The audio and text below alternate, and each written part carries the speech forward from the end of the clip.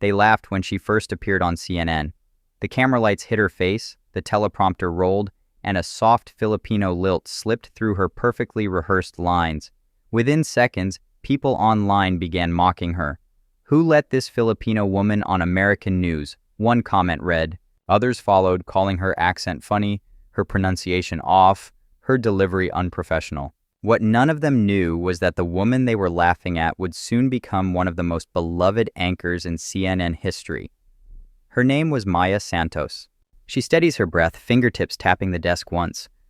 "Director off. 3, 2, 1. You're live. Maya, good evening. I'm Maya Santos, and this is CNN International." Cut to her eyes, focused, then to the past.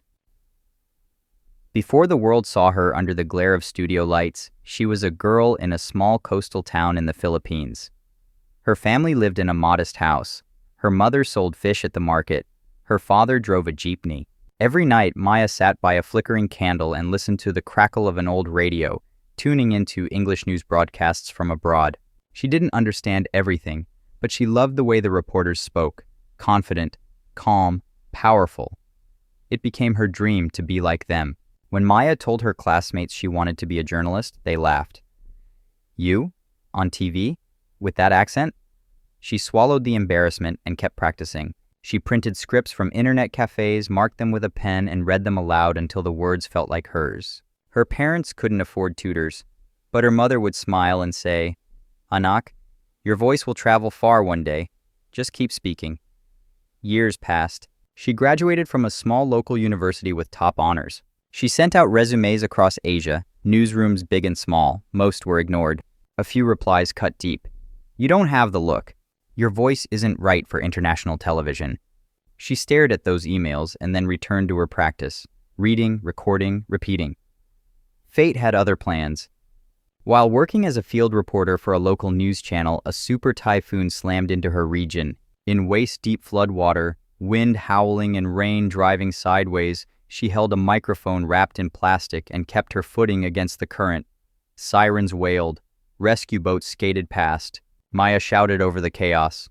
"If you're in Barangay San Isidro, move to higher ground now. A second surge is coming. Don't wait." Behind her, a neighbor hoisted a child into a boat.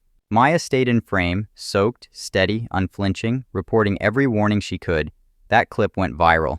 Not because her pronunciation was perfect, but because she was brave, real. A CNN Asia producer saw the video and sent an email. On-screen email. "Would you like to audition for our international desk?" Maya stared at the words, hands trembling, then typed, "Yes, thank you." Weeks later, she was on a plane to Hong Kong, first time leaving the Philippines. She pressed her palms together before takeoff, whispered a prayer, and watched her island shrink beneath the clouds. The CNN office felt colder than the tropics she knew. Glass walls, quiet shoes on polished floors, the hum of a global newsroom.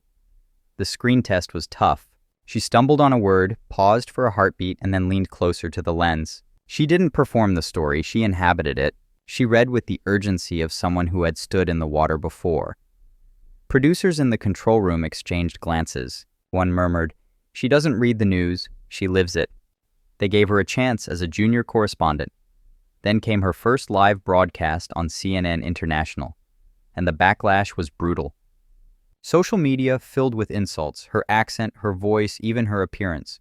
"She sounds like she's reading karaoke lyrics," one tweet sneered. That night in her small apartment, Maya closed her laptop and cried. She considered packing her bags, going home where the air smelled like salt and fried garlic, and the radio always found a way to reach the kitchen. Then, another notification. A new email. On-screen email. "Maya, I saw you on CNN today. You made us proud. Don't ever change your accent.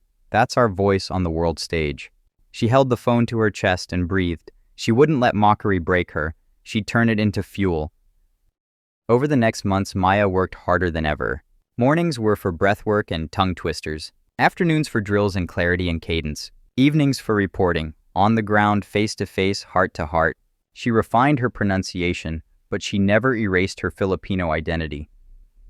The lilt stayed. The warmth stayed. The sincerity grew. Viewers began to notice.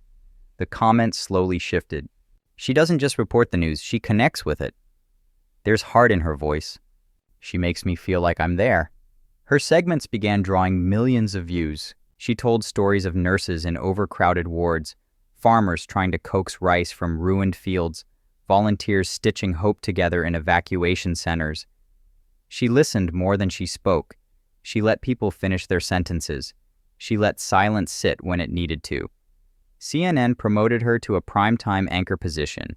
A new chair, a new graphics package, new pressure, but the same voice. Then came the night that changed everything. A massive earthquake struck Indonesia. The newsroom pulsed like a heartbeat. Maps, feeds, producers calling affiliates, the red breaking news banner burning across the bottom of the screen. Director off. Maya, you're on in 20. We've got a live feed coming from Sulawesi. Be ready for new numbers. Maya nodded, inhaled once, and settled into the anchor desk. The feed cut in. Dust, sirens, people shouting for loved ones. Then a new frame. A child pinned under a slab of concrete, rescuers scraping with bare hands, a single flashlight cutting the dark. Maya's voice caught for half a second, then steadied. We want to warn you. These images are difficult. This child is one of many still waiting. If you're watching and you can help, please help. The control room went quiet. On the screen, numbers began to climb. Donations, offers of equipment, messages from teams spinning up flights. Minutes turned into an hour. Updates trickled in. Lower third, update, child located. Rescuers closing in. Then the moment. The child lifted out alive. People crying. Hands reaching. Hope loud as thunder. Maya covered her mouth for a heartbeat. Then she nodded and kept anchoring. Clear, calm, composed, human. That clip became one of the most shared in CNN history. People began calling her the voice of compassion. The same viewers who once mocked her accent were now defending her online, praising her authenticity. Maya Santos is the reason I started watching CNN again, one viewer wrote. She's not just reading the news, she's changing lives, wrote another. CNN promoted her again, this time to host her own show focusing on untold stories from developing countries. Maya took the show on the road. She sat on stoops and school benches in clinics and community halls. In Kenya, she held Grace's hand and said to camera, "This isn't a number, this is grace, and her courage deserves the headline." In Nepal, she walked with a teacher over a rickety bridge to a school rebuilt twice. In Mindanao, she laughed with kids who made kites from plastic bags. In Sierra Leone, she listened to a nurse describe the hope that gets her up before dawn. Viewers tuned in for something they'd missed. Truth with tenderness. Ratings rose. Clips trended. Journalism students replayed her segments and wrote notes in the margins. Empathy over ego, humanity over perfection. When CNN held its annual global awards, Maya was named Anchor of the Year. She walked on stage in a traditional Filipina dress. The audience rose before she spoke. "They once laughed at my accent," she said, voice steady, eyes bright. Today that same voice is being heard around the world. To every young Filipino dreaming big, don't let anyone tell you your voice doesn't belong. Her speech became legend. In classrooms across the Philippines, teachers pressed play and watched as students sat a little taller. Journalists around the world cited her as proof that authenticity matters more than polish. And it wasn't just Maya who changed, CNN changed too. Inspired by her success, the network began hiring more international anchors with diverse backgrounds and accents. The belief that only one kind of voice could carry the news began to fall away. It turned out the world didn't want polished robots reading headlines. It wanted real people speaking from the heart. Years later, Maya returned to her hometown. Bunting fluttered between trees. The same classmates who once mocked her accent held up their phones for selfies. The small town had renamed its library after her, the Maya Santos Learning Center. She stood outside watching children flip pages and dream, and tears filled her eyes. She hadn't just made it to CNN. She had made it possible for others to believe they could too. A little girl approached, clutching a notebook. "Aunt Maya," she said, shy but smiling. "I want to be like you one day." Maya knelt to meet her gaze. "You can," she said. "Never be ashamed of where you come from. That's your power." Years passed. Maya kept anchoring, kept traveling, kept listening. She covered wars and reunions, disasters and small triumphs. She never forgot the shore where she learned to love the sound of a radio through the static. She never forgot that the voice people tried to shrink was the same voice that let people feel seen. One day in the newsroom, a producer leaned in, careful but firm. "If we neutralize your accent a bit, more American, it might test better in the States." The red tally light blinked on. Maya looked straight into the camera. "The world doesn't need another American voice," she said, steady as a heartbeat. "It needs a Filipino one." That moment trended worldwide. Celebrities and politicians retweeted it. Healthcare workers, engineers, and teachers wrote from everywhere. Because of Maya, I stopped apologizing for my voice. I presented at work today and didn't try to hide my accent. My daughter practiced her speech without saying sorry first. The messages didn't stop. She replied to as many as she could, with heart emojis and thank yous and reminders to keep speaking. Her influence reached beyond television. Scholarships and workshops blossomed across Southeast Asia, inspired by her story, programs that taught clarity and compassion over mimicry and fear. In an interview years later, when asked if she ever thought about the people who mocked her in the beginning, Maya smiled. "If they hadn't laughed," she said, "maybe I wouldn't have worked this hard." She took the laughter and turned it into a legacy. During CNN's 50th anniversary celebration, Maya received a Lifetime Achievement Award. The host said she changed how we see the world, not just through stories, but through sincerity. As she walked on stage, the crowd erupted in applause. Even the senior anchors who once doubted her stood up to clap. Her parents, now elderly, sat in the front row, eyes shining. Maya spoke softly into the microphone. "When I was little, my father drove a jeepney and told me that voices from small places can reach far places. Today, I finally believe him."